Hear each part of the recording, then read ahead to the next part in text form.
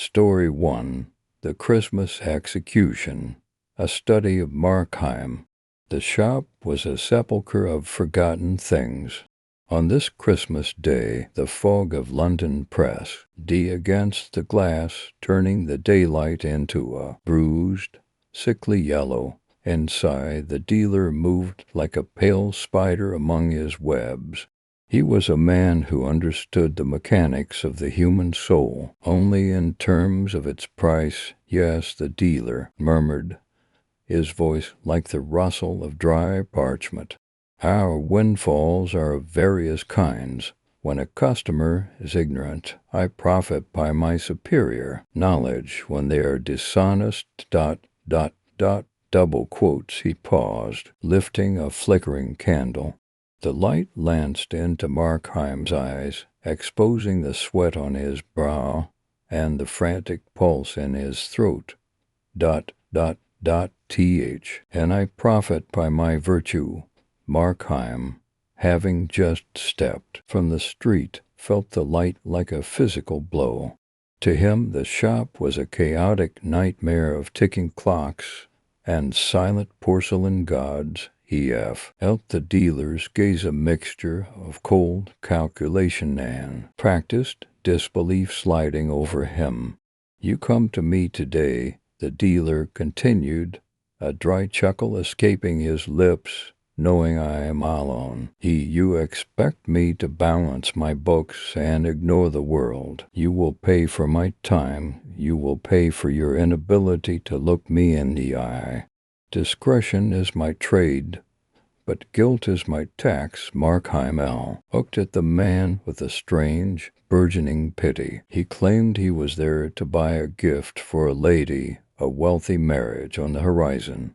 He spoke of stock exchange successes, weaving a tapestry of lies that the dealer dismantled with a single, biting irony, a 15th century hand mirror. The mirror was a delicate thing, but to Markheim it was a weapon. When the dealer held it up, Markheim recoiled as if from a brand, a glass. Markheim hissed, "For Christmas, do you see yourself in it? Do you like what you see?" "No man does." He called it a hand conscience, a reminder of every sin and every gray hair earned through folly. The dealer, ever the cynic, assumed Markheim was simply drunk on love or wine. But Markheim was drunk on something far more volatile, the sudden, crushing realization that his life was a series of masks. Life is a cliff's edge, Markheim said, his voice trembling with a terrifying philosophy. Every second is a mile-high drop. We should cling to each other. We should be confidential. Why wear these masks when we are so close to the fall? But the dealer had no time for the metaphysical. He demanded a purchase or an exit as he bent down to replace the mirror, his thin blonde hair falling over his eyes. The atmosphere in the room shifted. The air grew heavy. Markheim's hand slipped into his greatcoat. The struggle within his face, horror, resolve, and a sickening physical repulsion culminated in a single, silent explosion of movement. The dagger fell, the dealer fell. The silence that followed was louder than any scream. Time, which had been the dealer's commodity, now became Markheim's judge. The shop was filled with clocks, dozens of them, each with its own voice. Some were stately and slow, others were hurried. Like the heartbeat of a hunted animal, they ticked in an intricate, mocking chorus, marking the seconds of a life that had just been snuffed out. Markheim stood over the body. The man looked smaller, in death, like a bundle of rags stuffed with sawdust. Yet the pool of blood began to find a voice. It spoke of discovery. It spoke of the hand of the constable on a shoulder. He began to ransack the house, his mind a riot of should-haves. He should have chosen a quieter hour. He should have used a different weapon. He should have killed the servant. He was the architect of an irrevocable past, trying desperately to replicate a building that had already collapsed. Every sound from the street a jovial gentleman knocking on the door, he rush of a passing cab felt like a siege. It was in the drawing-room, amidst dismantled furniture and pier glasses that reflected his guilt from 1,000 angles, that the visitor appeared. The door opened softly, a face looked in, a face that seemed to waver like a flame. It was familiar, yet alien. It bore a likeness to Markheim himself, but carried an aura that was neither of earth nor of heaven. "You are looking for the money, I believe?" the visitor asked with the terrifying politeness of the mundane. Markheim froze. He believed he was facing the devil. The visitor, however, was indifferent to labels. He offered Markheim a Christmas gift, the location of the hidden gold, and a warning that the maid was returning early. He offered escape. He feared a life of continued sin, promising that a deathbed repentance would be easy enough to manage when the time came. "I know you to the soul," the visitor said with a firm kindness. You are the unwilling sinner. You hate the evil you do, yet you do it anyway. Why struggle? Accept my help. Spread your elbows at the board of life. The debate that followed was the true battleground of the story. Markheim argued for the sanctity of his own soul, claiming that his acts were merely the giants of circumstance dragging him along. He claimed to love the good, to weep over no books, and to cherish the memories of church-going childhoods. But the visitor was a master of the moral horoscope. He pointed out that for 36 years, Markheim had only ever moved downward. 15 years ago, a theft would have been unthinkable. 3 years ago, murder would have caused him to blench. Now he was a killer. "Downward lies your way," the visitor said. "No thing but death can stop you." It was this realization, the cold, hard fact of his own inertia, that finally broke the chains. Markheim looked at the visitor, whose features were beginning to undergo a wonderful and lovely change, softening into a tender triumph. Markheim realized he could not make himself a good man through a new start or stolen gold. The sure thing on the stock exchange was a lie. His future was already written in the ink of his past failures, but he possessed one final decisive power. "If I be condemned to evil acts," Markheim said, "I can still cease from action. If my life be an ill thing, I can lay it down." He did not wait for the visitor to vanish. He walked down the stairs, past the body of the dealer and the wagging flame of the candle. When the maid rang the bell for the second time, he met her at the door with a smile that was finally honest. "You had better go for the police," he said. "I have killed your master." Story 2. Jerry Bundler. It wanted a few nights to Christmas, a festival for which the small market town of Torchester was making extensive preparations. The narrow streets, which had been thronged with people, were now almost deserted. The Cheap Jack from London, with the remnant of breath left him after his evening's exertions, was making feeble attempts to blow out his naphtha lamp, and the last shops open were rapidly closing for the night. In the comfortable coffee-room of the Old Boar's Head, half a dozen guests, principally commercial travelers, sat talking by the light of the fire. The talk had drifted from trade to politics, from politics to religion, and so by easy stages to the supernatural. 3 ghost stories, never known to fail before, had fallen flat. Their Washington has too much nose outside, too much light within. The 4th story was told by an old hen with more success. The streets were quiet, and he had turned the gas out, and the flickering light of the fire as it shone on the glasses and danced with shadows on the walls. The story proved so enthralling that George, the waiter, whose presence had been forgotten, created a very disagreeable sense at Ian by suddenly starting up from a dark corner and gliding silently from the room. "That's what I call a good story," said one of the men, sipping his hot whiskey. "Of course it's an old idea that spirits like to get into the company of human beings. A man told me once that he traveled down a Great Western with a ghost, and hadn't the slightest suspicion of it until the inspector came for tea. Icket's my friend said the way that ghost tried to keep up appearances by feeling for it in all its pockets, and looking on the floor was quite touching. Ultimately it gave it up, and with a faint groan vanished through the ventilator. That'll do, Hurst, said another man. It's not a subject for jesting, said a little old gentleman who had been an attentive listener. I've never seen an apparition myself, but I know people who have, and I consider that they form a very interesting link between us and the afterlife. There's a ghost story connected with this house, you know. Never heard of it, said another speaker, and I've been here some years now. It dates back a long time now, said the old gentleman. You've heard about Jerry Bundler, George?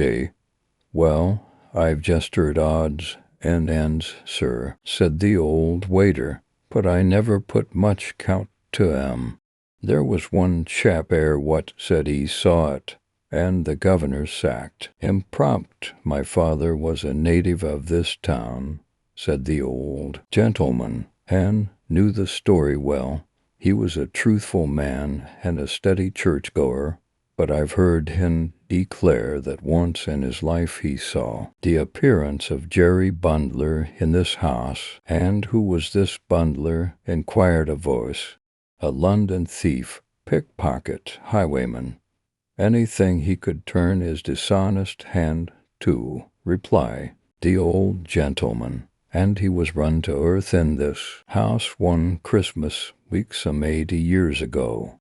He took his last supper in this very room, and after he had gone up to bed, a couple of street runners who had followed him from London but lost the scent a bit went upstairs with the landlord and tried the door. It was stout oak and fast, so one went into the yard, and by means of a short ladder got on to the window-sill, while the other stayed outside the door. Those below in the yard saw the man crouching on the sill, and then there was a sudden smash of glass, and with a he fell in a heap on the stones at their feet. Then in the moonlight they saw the white face of the pickpocket peeping over the sill, and while some stayed in the yard, others ran into the house and helped the other man to break the door in. It was difficult to obtain an entrance even then, for it was barred with heavy furniture, but they got in at last, and the first thing that met their eyes was the body of Jerry dangling from the top of the bed by his own handkerchief. Which bedroom was it? Asked 2 or 3 voices together. The narrator shook his head. That I can't tell you, but the story goes that Jerry still haunts this house, and my father used to declare positively that the last time he slept here the ghost of Jerry Bundler lowered itself from the top of his bed and tried to strangle him. That'll do, said an uneasy voice. I wish you'd thought to ask your father which bedroom it was. What for? Inquired the old gentleman. Well, I should take care not to sleep in it, that's all, said the voice shortly. There's nothing to fear, said the other. I don't believe for a moment that ghosts could really hurt one. In fact, my father used to confess that it was only the unpleasantness of the thing that upset him, and that for all practical purposes Jerry's fingers might have been made of cotton wool for all the harm they could do. That's all very fine, said the last speaker again. A ghost story is a ghost story, sir. But when a gentleman tells a tale of a ghost in a house in which one is going to sleep, I call it most ungentlemanly pooh. Nonsense, said the old gentleman, rising. Ghosts can't hurt you. For my own part, I should rather like to see one. Good night, gentlemen. Good night, said the others, and I only hope Jerry'll pay you a visit, added the nervous man as the door closed. Bring some more whiskey, George, said a stout commercial. I want keeping up when the talk turns this way. Shall I light the gas, Mr. Malcolm? Said George. No, the fire's very comfortable, said the traveler. Now, gentlemen, any of you know any more? I neck we've had enough, said another man. We shall be thinking we see spirits next, and we're not all like the old gentleman who's just gone. Old humbug, said Hurst. I should like to put him to the test. Suppose I dress up as Jerry Bundler and go and give him a chance of displaying his courage. Bravo, said Malcolm, huskily, drowning one or two faint no's just for the joke. Gentlemen, no, drop it, Hurst, said another man. Only for the joke, said Hurst, somewhat eagerly. I've got some things upstairs in which I am going to play in the rivals, knee breeches, buckles, and all that sort of thing. It's a rare chance. If you'll wait a bit, I'll give you a full dress rehearsal entitled Jerry Bundler, or the Nocturnal Strangler. You won't frighten us, said the commercial with a husky laugh. I don't know that, said Hurst sharply. It's a question of acting, that's all. I'm pretty good, ain't I, Summers? Oh, you're all right for an amateur. Hess aid his friend with a laugh. I'll bet you a level solve. You don't frighten me, said the stout traveler. Done, said Hurst. I'll take the bet to frighten you first, and the old gentleman afterwards. These gentlemen shall be the judges. You won't frighten us, sir, said another man, because we're prepared for you. But you'd better leave the old man alone. It's dangerous play. Well, I'll try you first, said Hurst, springing up. No gas, mind. He ran lightly upstairs to his room, leaving the others, most of whom had been drinking somewhat freely, to wrangle about his proceedings. It ended in two of them going to bed. He's crazy on acting, said Summers, lighting his pipe. Thinks he's the equal of anybody, almost.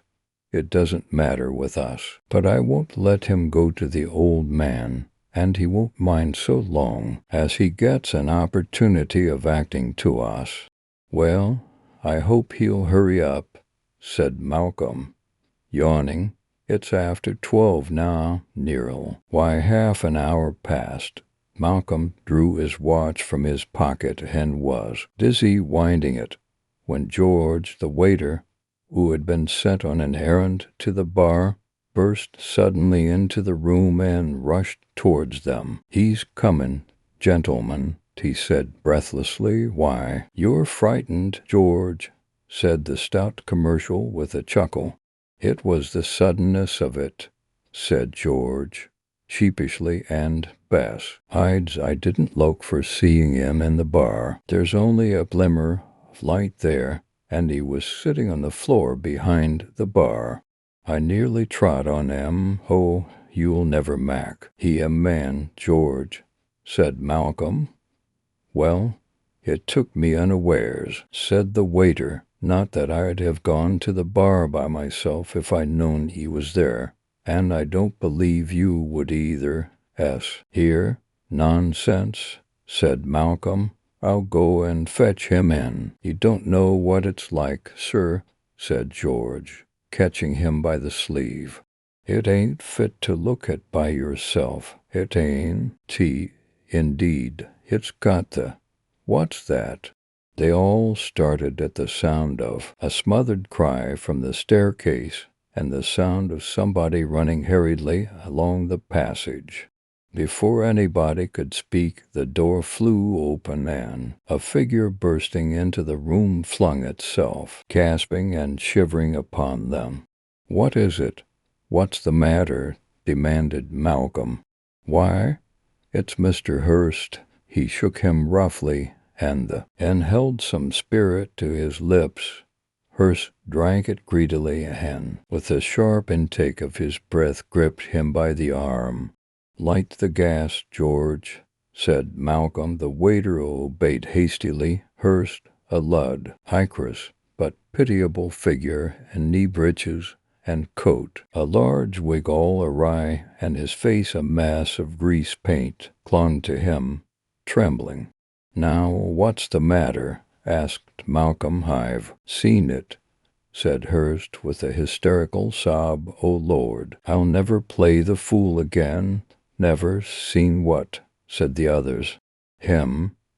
It, the ghost. Anything, said Hurst, wildly. Rot, said Malcolm, uneasily. I was coming down the stairs, said Hurst, just capering down, as I thought it ought to do. I felt a tap. He broke off suddenly and peered nervously through the open door into the passage. I thought I saw it again, he whispered. Look at the foot of the stairs. Can you see anything? No, there's nothing there, said Malcolm, whose own voice shook a little. Go on. You felt a tap on your shoulder. I turned round and saw it. A little wicked head and a white dead face. Pa, that's what I saw in the bar, said George. Or it was. Davy. Lish. Hurst shuddered and, still retaining his nervous grip of Malcolm's sleeve, dropped into a chair. Well, it's a most unaccountable thing, said the dumbfounded Malcolm, turning round to the others. It's the last time I come to this house. I leave tomorrow, said George. I wouldn't go down to that bar again by myself, no, not for £50. It's talking about the thing that's caused it, I expect, said one of the men. We've all been talking about this and having it in our minds. Practically, we've been forming a spiritualistic circle without knowing it. Gee, the old gentleman, said Malcolm heartily. Upon my soul, I'm half afraid to go to bed. It's odd they should both think they saw something. I saw it as plain as I see you, sir, said George solemnly. Perhaps if you keep your eyes turned up the passage you'll see it for yourself. They followed the direction of his finger, but saw nothing, although one of them fancied that a head peeped round the corner of the wall. Who'll come down to the bar? Said Malcolm, looking round. You can go if you like, said one of the others with a faint laugh. We'll wait here for you. The stout traveler walked towards the door and took a few steps up the passage. Then he stopped.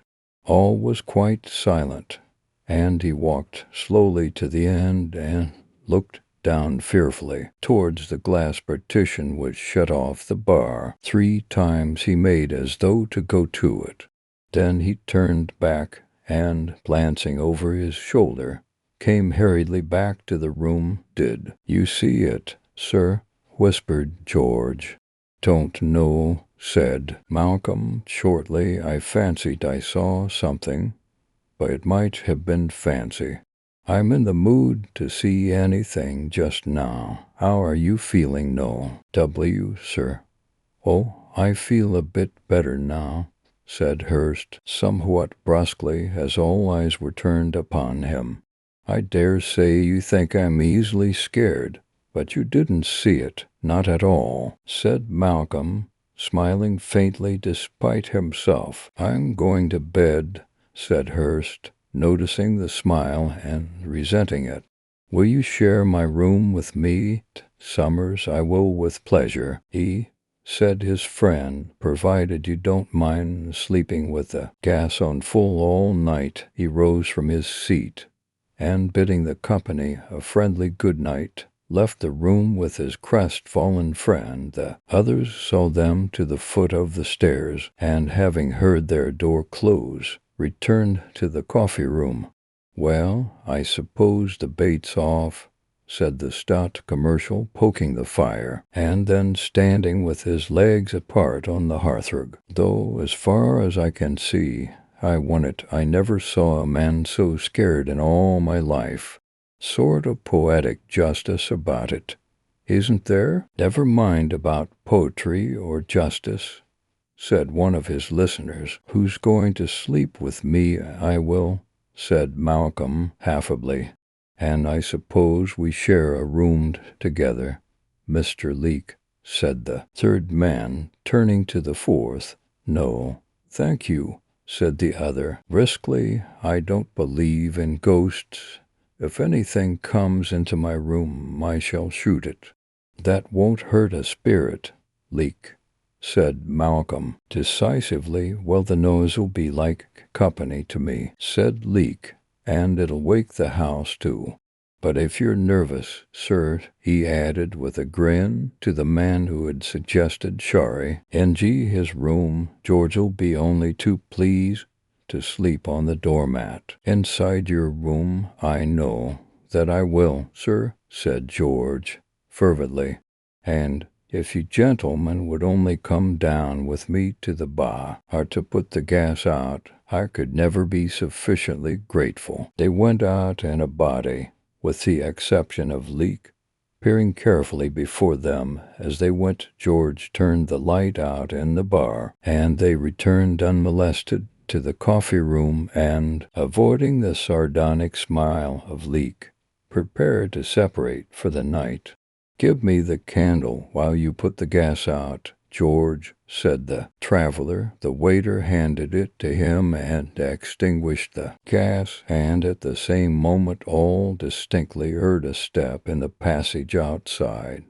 It stopped at the door, and as they watched with bated breath, the door creaked and slowly opened. Malcolm fell back, open-mouthed, as a white, leering face with sunken eyeballs and close-cropped bullet head appeared at the opening. For a few seconds the Cretu stood regarding them, blinking in a strange fashion at the candle. Then, with a sidling movement, it came a little way into the room and stood there as if bewildered. Not a man spoke or moved, but all watched with a horrible fascination as the creature removed its dirty neckcloth and its head rolled on its shoulder. For a minute it paused, and then, holding the rag before it, moved towards Malcolm. The candle went out suddenly with a flash and a bang. There was a smell of powder and something writhing in the darkness on the floor. A faint, choking cough, and then silence. Malcolm was the first to speak. Matches, he said, in a strange voice. George struck one. Then he leapt at the gas, and a burner flamed from the match. Malcolm touched the thing on the floor with his foot and found it soft. He looked at his companions. They mouthed inquiries at him, but he shook his head. He lit the candle, and, kneeling down, examined the silent thing on the floor. Then he rose swiftly and, dipping his handkerchief in the water jug, bent down again and grimly wiped the white face. Then he sprang back with a cry of incredulous horror, pointing at it. Leake's pies, tall, fell to the floor, and he shut out the sight with his hands, but the others crowding forward, gazed spellbound at the dead face of Hurst. Before a word was spoken, the door opened, and Summers hastily entered the room. His eyes fell on the floor. "Good God!" he cried. "You didn't." Nobody spoke. "I told him not to," he said in a suffocating voice. "I told him not to. I told him." He leaned against the wall, deathly sick, put his arms out feebly, and fell fainting into the traveler's arms. Story 3. Dracula's Guest. The morning had begun with a deceptive brilliance. Munich was bathed in the golden, joyous light of early summer, a scene so vibrant it seemed to mock the very idea of darkness. As I prepared for my drive, the air was crisp, carrying the scent of blooming gardens and a distant, clean breath of the Alps. Herr Delbrück, the meticulous maître d'hôtel of the Cotter Saisons, descended the steps bareheaded to see me off. His face, usually a mask of professional hospitality, held a flicker of something else, anxiety, perhaps. He laid a hand on the carriage door, his gaze shifting briefly to the north. "Remember," he whispered to Johann, "my coachman, you must be back by nightfall. The sky is bright, yes, but there is a shiver in the north wind. It speaks of a sudden storm."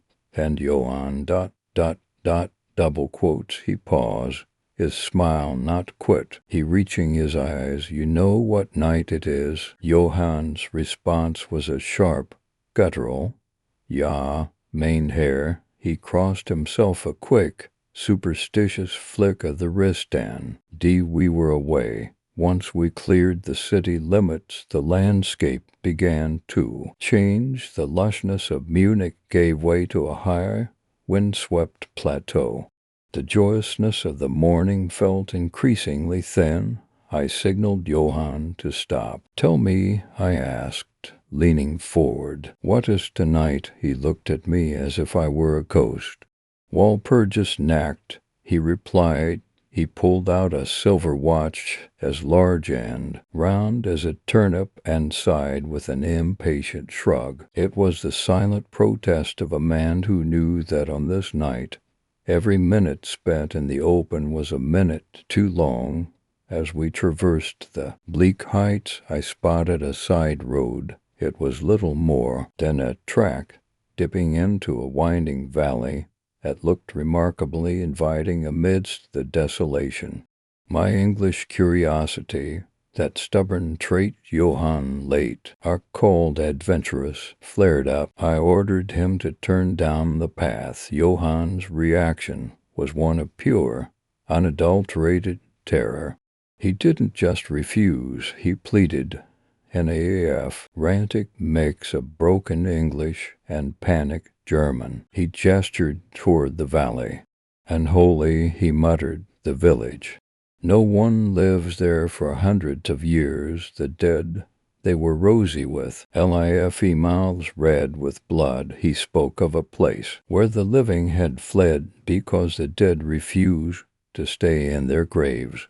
I laughed. To my rational Victorian mind, these were the fables of the uneducated. I told him to go home. I would walk. "Walpurgis Nacht doesn't concern Englishmen," I declared, stepping out with my oak walking stick. As Johann drove away in a desperate gallop, I saw a stranger standing on the crest of a hill, tall, thin, and shadowed.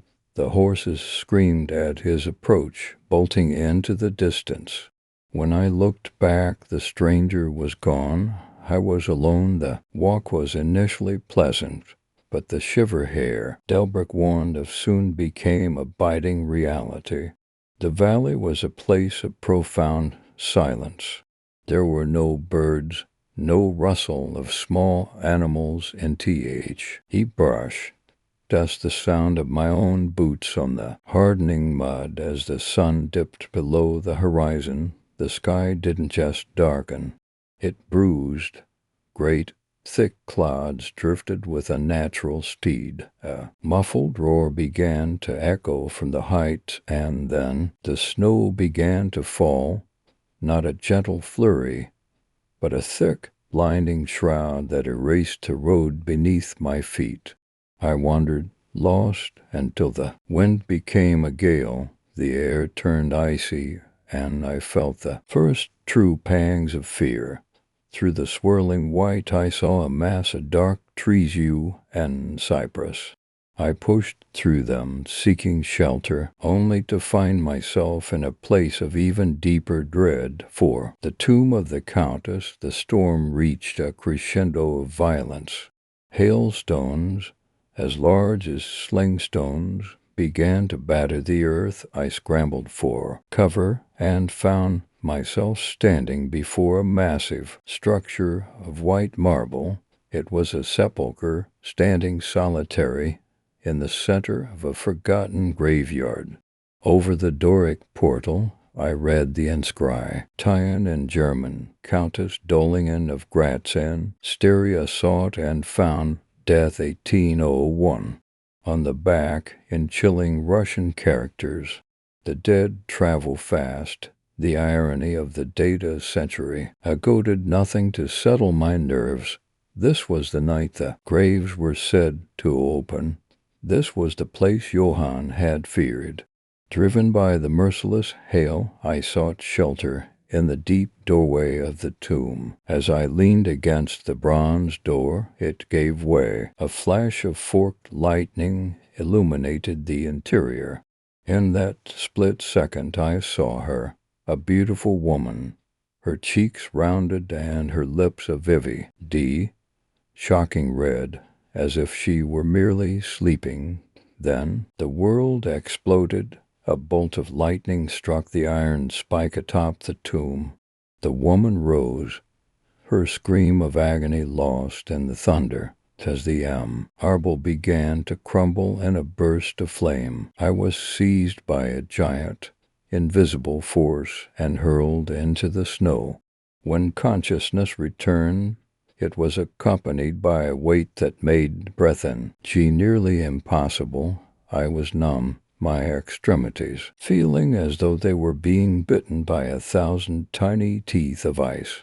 But on my chest there was a source of warmth. I opened my eyes. See, to flaming orbs of fire, a gigantic wolf was lying across me. Its breath was hot and acrid, its white teeth gleaming in the dark. My first instinct was to scream, but a strange, primitive sense of preservation kept me still. The wolf wasn't attacking, it was protecting. It was keeping my blood warm in the killing cold of the Bavarian night. Far off I heard voices, hollow, hollow. Torches flickered through the trees. The wolf raised its head and began to yelp, a strange, rhythmic sound that seemed to guide the searches as the horsemen soldiers in long military cloaks approached. The wolf rose and slunk away into the shadows of the cypresses. One soldier raised his carbine to shoot, but his officer knocked the barrel up. His heart still beats. The officer cried. The return to Munich was a blur of brandy, military saddles, and the rising sun. My throat was sore, and my skin felt raw where the wolf's tongue had rasped against me. Yet the skin was not broken. The soldiers were terrified, muttering about sacred bullets and wolves that are not wolves. Back at the Cotter Saisons, Herr Delbrück met me with a mixture of relief and profound reverence. "How did you know to send them?" I asked, still shivering by the fire. He handed me a telegram. It was from Bistritz, a place far to the east in the Carpathian Mountains. "Be careful of my guest. His safety is most precious to me. Should aught happen to him, spare nothing to find him. There are dangers from snow and wolves, and night I answer your zeal with my fortune. Dracula, the paper shook in my hand. I realized then that my adventure was no accident. I was being watched, I was being preserved. I was not merely a traveler, I was a piece on a board, moved by a hand I could not see, toward a destination I could no longer avoid. Story 4: The Phantom Coach.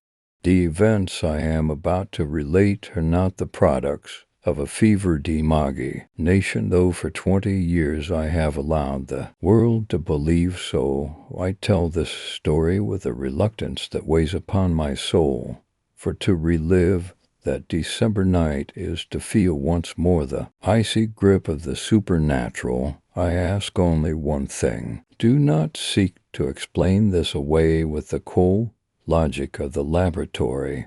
My senses were my witnesses, and I abide by their testimony. 20 years ago, I was a young man, a barrister at law named James Murray. I was newly married barely for months and deeply in love.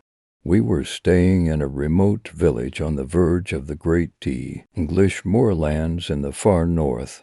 On that particular day, I had gone out with my gun, seeking sport among the grass. But the December sun is a fickle thing. It vanished early, replaced by a leaden sky and a wind that bit through my tweed like a razor. By dusk, I was utterly lost. The moor was a purple sea that melted into gray, then black. There was no smoke wreath of a cottage, no sheeptra, CK, no fence, only the first feathery flakes of a snowstorm began to flutter down, silent and ominous. I had been on foot since daybreak, and had eaten nothing. My heart grew heavy, not for myself, but for my young wife watching through the inn parlor window, her anxiety growing with every tick of the clock. I shouted into the stillness, my voice swallowed by the falling snow. Just as despair began to settle into my marrow, a wavering speck of light appeared. I ran toward it and found an old man, blinking and frowning behind a lantern. This was Jacob, a creature as surly as the land itself. Thank God, I cried. Then he growled, folks do get cast away hereabouts. What's to hinder you from being cast away likewise? Jacob was a reluctant guide. He spoke of a master who did not welcome strangers, a man who had lived in strict retirement for decades. But I was desperate. I pushed my way past the iron-studded door of a massive, barn-like house, into a great rafted hall. It was a bizarre place piled with corn and flour sacks, but also featuring a massive, hand-built telescope mounted on wheels. The tube was made of painted wood, yet the speculum was a masterpiece of optical engineering at least 15 inches in diameter. The master of the house was a revelation. He was a huge man with a shock of white hair and deep furrows in his brow, looking for all the world like a rugged Louis von Beethoven. His room was a sanctuary of learned lumber, maps, geological specimens, crucibles, and shelves crowded with philosophical instruments. He was a man who had been hooted from the halls of science 23 years prior for daring to investigate the supernatural. The world, he said, staring into the fire, grow hourly more skeptical of all that lies beyond its narrow radius. Our men of science foster this fatal tendency. They condemn as fable all that resists experiment. They reject as false all that cannot be brought to the test of the laboratory. We sat in the lonely farmhouse, surrounded by the silence of the moors, and he talked until I was spellbound. He moved from the electricity, in the wire to the electricity in the human nerve, from the philosophies of Spinoza and Descartes to the mystics of the East, he argued that the belief in apparitions was the most widely attested phenomenon in human history, supported by every race and every age, yet treated as a nursery tale by the philosophers of our century. I suffered for the truth, he murmured, and the world has forgotten me. When the snow ceased, the master offered me a way home. The night mail from the north would pass a certain crossroad in an hour. He gave me a glass of usquebaugh, a whiskey that felt like liquid flame, and set Jacob to guide me to the old coach road. Jacob led me through the biting cold to a stone fence. "Yon's your road," he said. "Keep the fence too. You're right, you'll mind where the parapet's broken away near the signpost. The night mail pitched right over there 9 years ago. All died. He left me then, and the silence was absolute. I walked fast, my feet like ice, my hands numbing around my gun. The air was so thin and cold it felt like I was scaling an Alp. Then I saw it. At distant points of light, lamps, a vehicle was approaching. Despite the road being disused and dangerous, it was a coach, lofty and dark, drawn by 4 steaming grays. They moved with a soft, muffled sound through the deep snow. I shouted and waved. The coachman pulled up. The guard in the rumble was muffled to the eyes and didn't move. The outside passenger didn't even turn his head. I opened the door myself and climbed in. Inside, the air was colder than the moor. It carried a damp, sickening smell, the odor of stagnant water and ancient dust. There were 3 other passengers. They sat perfectly still, leaning back in their co-earners, intensely cold. "Tonight," I said to my opposite neighbor. He turned his head and looked at me, but remained silent. I tried to lower the window, but the leather strap broke in my edge, and the glass was covered in a thick coat of mildew. I began to notice the state of the coach. It was in the last stage of decay. The leather fittings were rotting. The floor seemed ready to break under my feet. It was a machine that had clearly been left to molder for years. I turned to the 3rd passenger and made one last attempt at conversation. "This coach is in a deplorable condition," I remarked. He moved his head slowly. I shall never forget that look. His eyes glowed with a fiery, unnatural luster. His face was the livid color of a corpse. His bloodless lips were drawn back, showing gleaming teeth and a permanent snarl of agony. A wave of horror crashed over me. I looked at the others. A pale, phosphorescent light, the light of putrefaction, played upon their faces. Their clothes were earth-stained and dropping to pieces. Their hands were the hands of men long buried. Only their eyes were living, and they were all turned menacingly upon me. I shrieked for help, flinging myself against the door. In a flash of moonlight I saw the road ahead, the broken parapet, the warning finger of the signpost, and the black gulf of the valley bell. How the horses plunged, the coach reeled. There was a mighty crash, a sense of crushing pain, and then nothingness. I awoke weeks later in a bed, my wife watching over me. I had been found at daybreak in a deep snowdrift at the foot of a rock. I had a broken arm and a compound fracture of the skull. The surgeon who attended me treated my story as the raving delirium of a brain fever. But I know what I saw. I know that I sat among the dead. The place where I fell was the exact spot where the North Mail had perished 9 years earlier. For 20 years I have kept this secret, but the testimony of my senses remains unchanged. I was the fourth inside passenger in that phantom coach. Story 5, the story of a disappearance and an appearance. The letters that follow were recovered from a bundle of early Victorian correspondence. They detail a series of events in December 1837 so singular and so grim that they defy the ordinary comforts of the Christmas season. The writer, known only as W.R., was a man of logic and letters, yet he found himself thrust into a nightmare of clockwork and clay. The trouble began at Great Crishall. W.R. received word that his Uncle Henry, the rector of B., had vanished. Uncle Henry was not a man to wonder. He was a martinet of the old school, a man of rigid habits and clerical bands.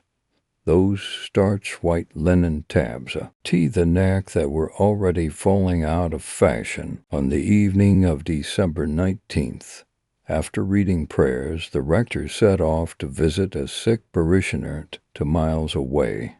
He was seen crossing a St. Isle into a field, his black silhouette stark against the winter twilight. That was the last any living soul saw of him. W.R. arrived at the King's Head End to find a town paralyzed by me. Extra of grief and superstitious dread, the ponds had been dragged, the thickets searched, and the Bow Street officers summoned, yet Uncle Henry remained as missing as a ghost in a fog. The atmosphere of the King's Head was dominated by its landlord, Mr. Bowman. He was a man of weighty sentiment, whose grief for the rector was perpetually interrupted by his lingering resentment over a past dispute. Regarding a cask of beer, I suppose we must bow our head beneath the blow. Bowman lamented to W.R., while simultaneously defending his own character. Not that he was what the Scripture terms a hairy man, but he had a tongue, sir, a tongue that could apply expressions to a man with a family over a mere firkin of ale. W.R. spent his days walking the pastures where his Nickel was last seen. The landscape was desolation, its self-grass fields turned gray by frost, and a mist so thick that bushes took on the shapes of crouching men. In the evenings, in Washington, filled with the talk of the town, including the arrival of a Punch and Judy show that had been drawing crowds in the neighboring villages. On the night of Christmas Eve, W.R. fell into a sleep that offered no rest. He dreamt of a stage of Punch and Judy, booth painted with black figures on a reddish-yellow ground. The showbox stood against a void of absolute darkness. There was no root-to-it of the panpipes. Instead, a single, enormous bell tolled from the darkness behind. The curtain flew up to reveal a Punch that was not a puppet of wood, but something far more sinister. His face was a yellowish white, reminiscent of the vampire in a Fuseli sketch. The drama was a silent, crushing tragedy. When Punch struck his victims, the sound was not the wooden clack of a play, but the sickening crunch of bone giving way. The victims did not fall like dolls. They quivered and kicked in the dark. Punch sat on the footboard, fanning himself with bloody shoes, Snigeri, in a fashion that made the dream audience cover their faces in horror. Then the scene shifted. Behind the booth, a real moon rose over a real hill. A figure in black, sturdy and clerical, began to drag itself across the grass toward the show. Its head was covered in a whitish bag. The figure and Punch engaged in a hellish chase through a grove of trees. When the pursuer finally caught the puppet, he twitched the bag from his own head and thrust his face into Punch's. W.R. woke to the scream of an owl on his windowsill, its yellow eyes fixed on his own. Christmas Day brug. Ht no festive cheer to be. The morning service at the church was plagued by oddities. The tenor bell kept sounding a faint, irregular toll during the sermon, as if rung by a ghostly hand. W.R. observed 2 men carrying the parish bier, the wooden frame for transporting coffins back to its place under the tower. It had been put out by mistake by an unknown party. The world seems a holler thing every Christmas, Mr. Bowman grumbled, distraught because his maid had accidentally put cheese on the breakfast table.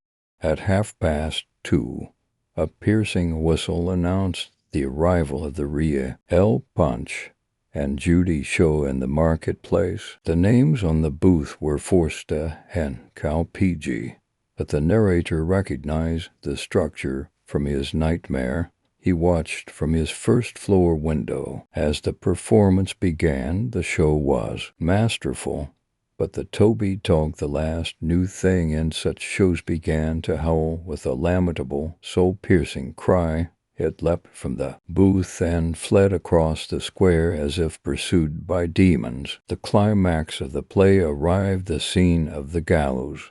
As the puppet executioner prepared the noose, the perspective from W.R.'s window all lured him to see inside the showbox. He saw a head. It was not the head of a puppet.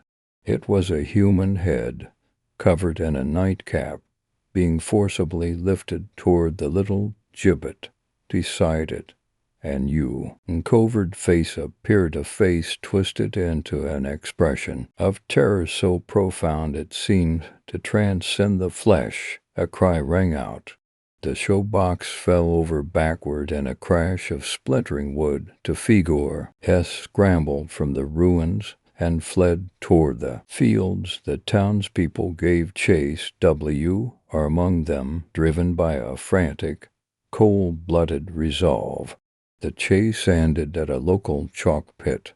One of T.H.E. men, running blindly in his terror, went over the edge and broke his neck on the stones below. The other was found back at the marketplace, dead beneath the collapsed ruins of the show-box. In the chalk pit, a peaked corner of a sack was seen sticking out of the soil.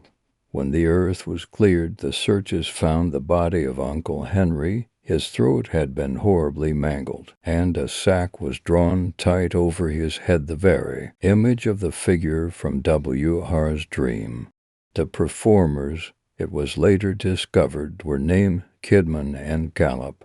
No one knew where they had come from or why they had chosen the rector for their gruesome appearance. They had vanished into the earth alongside their victim, leaving only the memory of a root-to-it that sounded like a death rattle. Story 6. The Glamour of the Snow. Hibbert was a writer who sought peace in a room above a mountain post office. To his sensitive mind, the village was split into 3 distinct realms. The tourists, athletic and loud, they lived for the hotels and the skating rinks. The peasants, hard-toiling and silent, they viewed the outsiders with a mix of suspicion and prayer. Nature.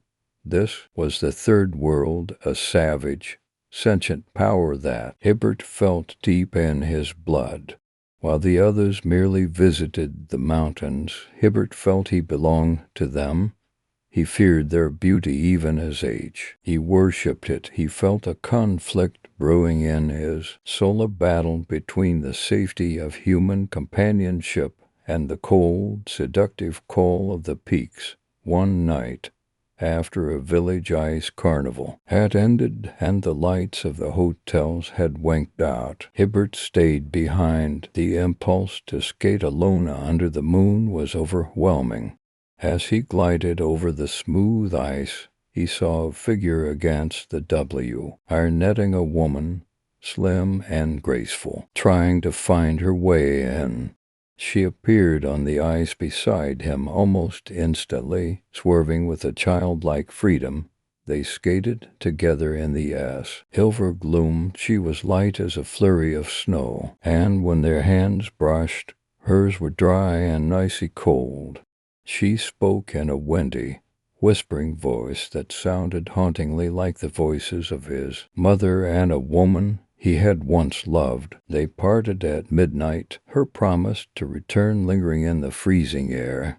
When Hibbert looked back, he couldn't find where she had entered. The wire netting was high and unbroken. Days passed. The brilliant sunshine turned to a heavy, choking snowfall.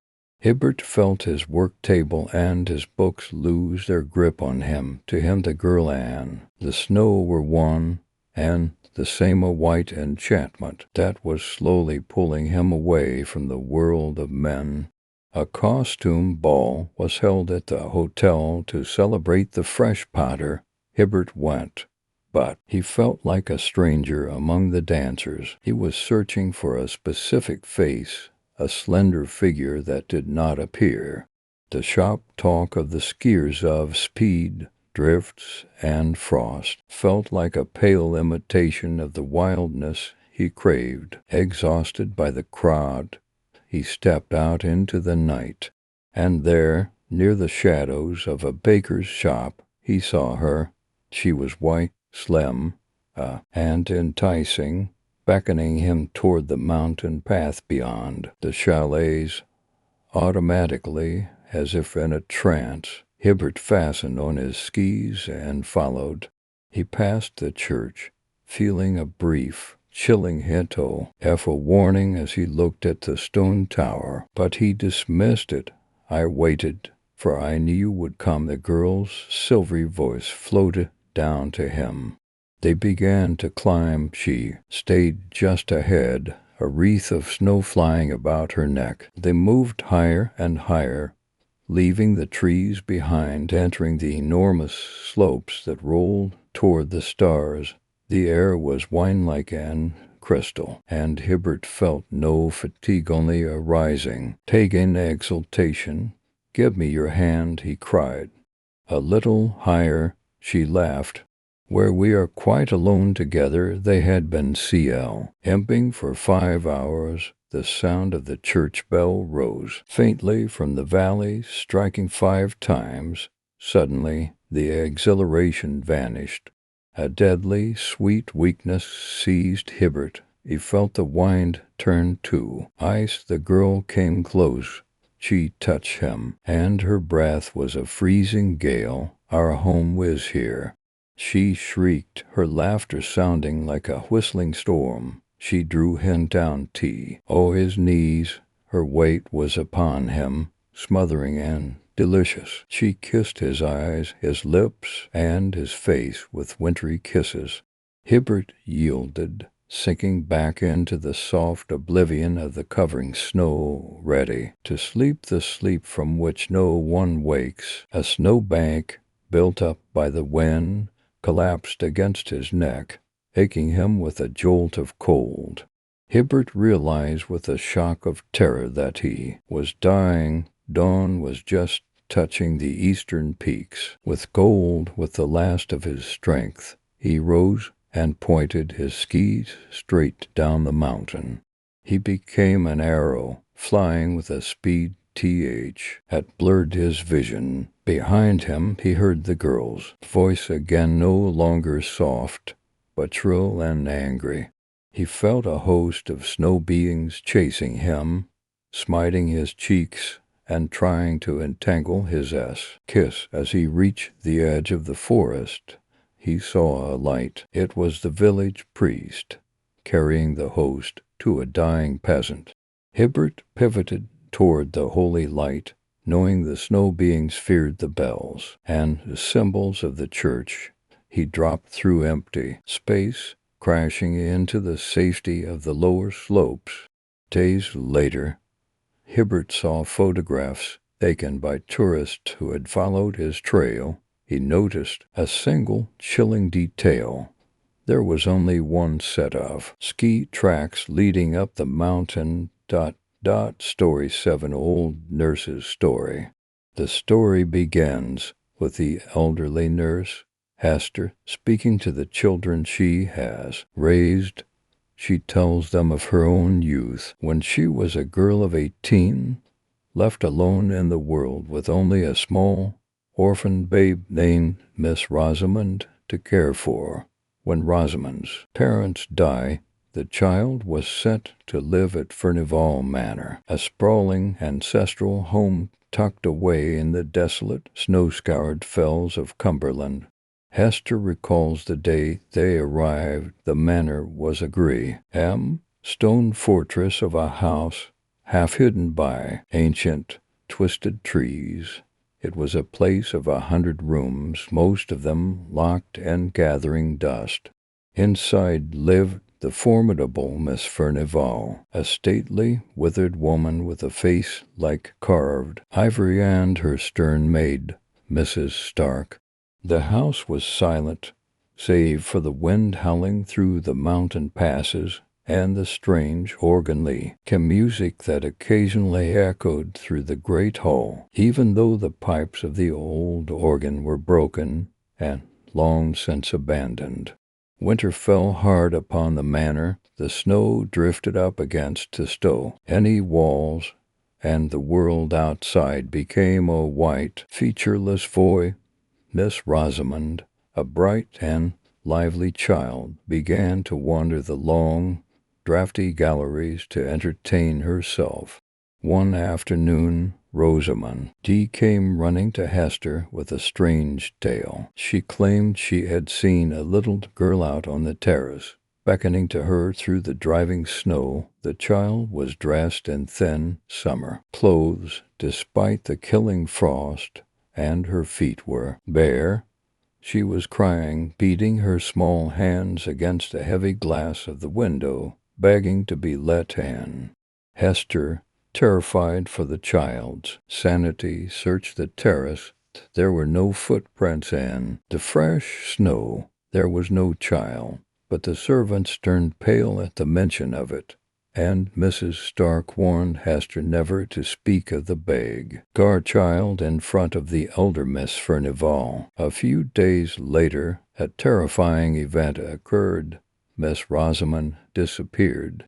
Hester and the servants searched every room, every dark corner of the until they found a heavy door leading to the east wing had been left ajar. Following a trail of small footprints in the snow, Hester ran out onto the fells. There, high up on the mountain, in a hollow of the hills, she found Rosamond. The child was lying in the snow, blue with cold, nearly dead. When she was revived back at the manor, she told a chilling story. She said, a little girl had led her by the hand to a beautiful lady sitting under a tree in a sunlit garden. The lady had sung to her, kissed her, and told her she was her own little lamb. But, to Hester's eyes, that garden was a frozen wasteland, and the tree was nothing but a withered, lightning-struck stump. Driven by fear, Hester began to piece together the dark history of the Furnivals. Years ago, the old Lord Furnival had 2 daughters. One was the current, withered mistress of the house. The other was her sister, Maud. Both sisters had been proud, but Maud was rebellious. She had secretly married a foreign music teacher and borne a child, the little girl who now haunted the windows. When the old lord discovered the secret, his rage was legendary. In the middle of a winter storm, exactly like the one now raging, he had driven Maud and her child out into the snow at the point of his sword. Miss Furnival, the sister, had stood by and watched. She had not said a word to stop him. She had turned her back as her sister and the innocent child perished in the freezing dark of the fells. On the anniversary of that dark night, the haunting reached its breaking point. The great hall was filled with the booming, phantom sound of the broken organ. The air grew so cold that the breath turned to ice. Suddenly the heavy doors of the hall were hasty open. The wind roared in, and with it came the ghosts of the past. The servants watched in horror as the phantom of the old Lord Furnival appeared, dragging a ghostly woman and a screaming child toward the threshold. The ghost child ran to the window, beating her hands against the glass once more. Miss Rosamond, under a terrifying spell, tried to run to the spirit, crying, "I am coming, I am coming." Esther threw her arms around Rosamond, holding her back with all her strength. Miss Furnival, now an old woman, rose from her chair, her face contorted with ancient guilt. She saw our father's ghost raising his spectral cane to strike the phantom child. "Spare her!" The old woman shrieked. "It was I who told him. It was I who hated her." She collapsed on the flue, or as the phantoms vanished into the storm. By the next morning, the elder Miss Furnival was dead. Her last words, which Esther never forgot, were, "What is done in youth can never be undone in age."